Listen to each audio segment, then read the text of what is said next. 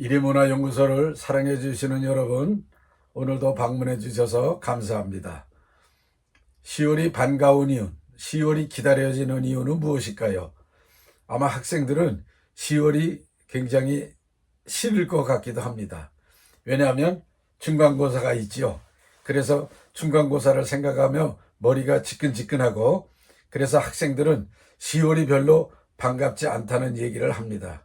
그러나 중간고사가 끝나면 학생들은 축제가 있고 여러 가지 학교의 행사와 잔치가 있고 가을 운동회가 있고 굉장히 기쁜 또 가을을 맞이하게 됩니다.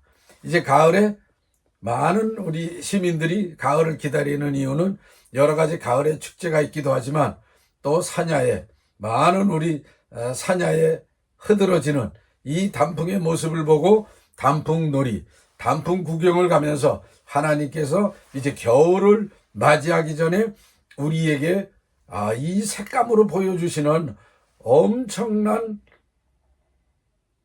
미술 치료라고 얘기할 수가 있겠죠.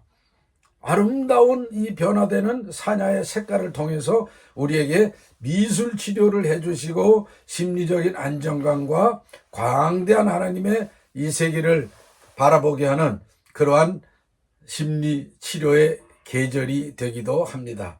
그래서 우리는 가을이 사실은 기다려집니다. 농부는 가을을 기다리죠. 많은 결실들을 맺기 때문입니다. 그래서 가을은 정말로 우리에게 기다려지는 계절이라고 아니할 수가 없습니다. 제가 개인적으로 가을을 또 기다리는 이유 중에 하나는 여러분 잘 아시죠? 10월 31일 종교개혁 기념주일이 있기 때문입니다.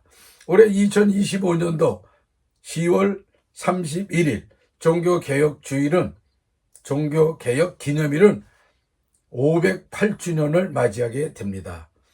루터 선생께서 일찍이 위텐베르크 궁정교회에 95개 조항 반박문을 내걸었습니다.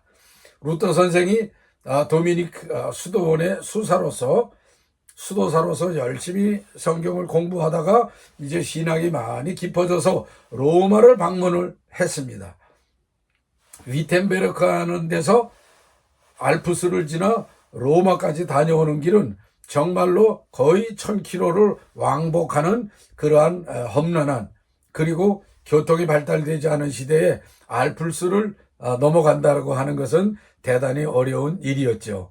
그럼에도 불구하고 루터는 그 당시에 가톨릭의 본산이고 신앙의 중심지였던 성 바티칸이 있는 성당을 방문하고 그 다음에 그곳에 있는 수많은 교회들과 기념교회들과 유적들과 또 많은 신앙의 사제들이죠. 선배들을 통해서 신앙을 배워보고자, 신앙을 다시 한번 확인해보고자 로마를 방문했습니다.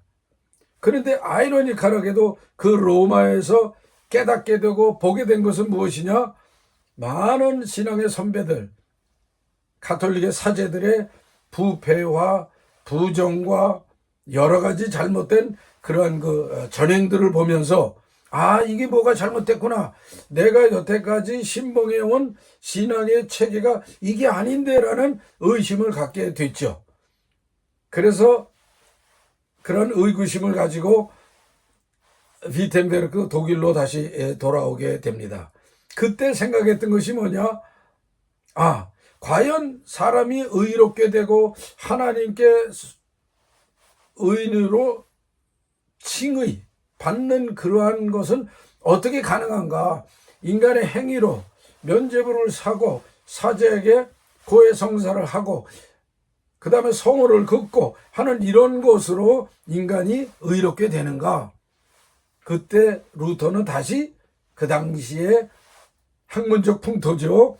원전으로 돌아가라. 성경으로 돌아가라. 그래서 성경을 다시 깊이 연구하기 시작합니다.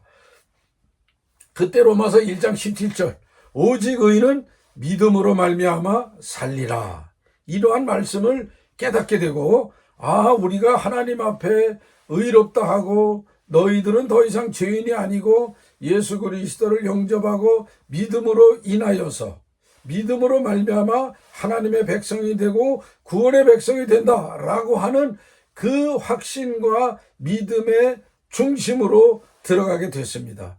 그래서 종교개혁은 루터의 성경에 대한 깨달음에서 왔다라고 우리가 주장하기보다는 성령님께서 루터에게 의혹을 주시고 의문을 주시고 그 의문에 대한 것을 성경께서 가르쳐 주시고 성령의 조명함을 통해서 루터가 종교개혁에 그 당시에 이러한 신앙의 관행들, 가톨릭이 가지고 있었던 그러한 인간적인 율법적인 그리고 샤머니즘적인 미신이 깊이 들어있는 신앙체계는 하나님이 원하시는 신앙이 아니다라고 하는 것을 의인은 믿음으로 말미암아 살리라 라고 하는 하박국 선지자의 말씀 그리고 로마서의 그 말씀을 통해서 종교개혁이 시작하게 됩니다. 그래서 위텐베르크 궁정교회에 95개의 반박문을 내걸고 면죄부는 옳은 신앙의 행위가 아니고 이것은 정말 비성경적이다. 그리고 우리가 하나님께서 회개하라라고 말씀하셨을 때는 이 회개는 외형적인 겉모습의 회개가 아니라 인간의 전적인 내면과 영혼 속에서 하나님 앞에 자기의 죄를 고백하는 이러한 진정한 회개에서 시작이 된다라는 것을 내걸고 그 다음에 교황과 사제의 그 사제주의죠. 그것에 대한 비판을 하기 시작을 합니다. 심지어는 루터는 교황이 곧 사탄의 변형된 모습이다라고까지 얘기하면서 엄청난 논쟁을 일으켜 바가 있습니다. 자, 종교개혁은 루터, 찌빙글리, 깔뱅 이런 분들을 통해서 개성이 되면서 종교개혁의 5대 강령이 이제 정립이 되기 시작합니다.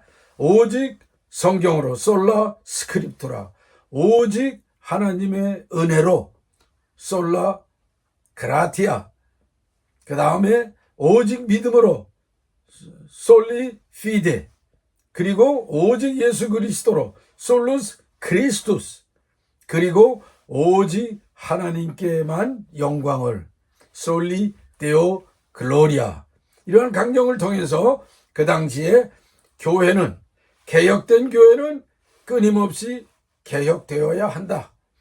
개혁된 교회는 멈추는 것이 아니라 끊임없이 언제나 하나님의 말씀을 따라 개혁되어야 된다라고 하는 그러한 신앙의 고백을 가지고 교회가 계속 개혁되기를 원하였던 것이고, 그렇게 함으로써 소위 중세가 지나고 근대가 열리는 그런 역사가 이루어졌고, 세계 역사에 새로운 문화와 문명의 장을 여는 그러한 귀한 전환점이 된 것이 바로 리포메이션, 종교개혁입니다.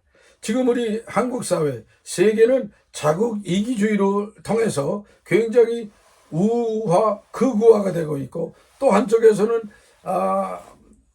이데올로기를 통해서 좌파, 또 좌파가 생겨서 끊임없는 갈등이 생기고, 우리나라에도 역시 이러한 진보와 보수,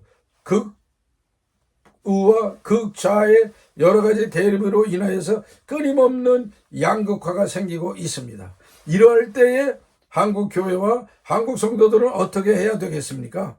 우리들은 복음의 뿌리를 내리고 복음의 깊은 그러한 그 성찰을 통해서 다시 한번 종교개혁의 그 믿음으로 5대 강령 말씀드렸습니다. 오직 성경으로, 오직 은혜로, 오직 믿음으로, 오직 예수 그리스도로, 그리고 하나님께 영광 돌리는 그러한 우리의 모든 사회가 되기를 위해서 우리는 끊임없이 개혁하고 말씀 속에서 변화시키고 실천하고 행동해야 되겠다. 이것이 바로 이 시대에 우리에게 주시는 종교개혁의 진정한 의미라고 생각을 합니다.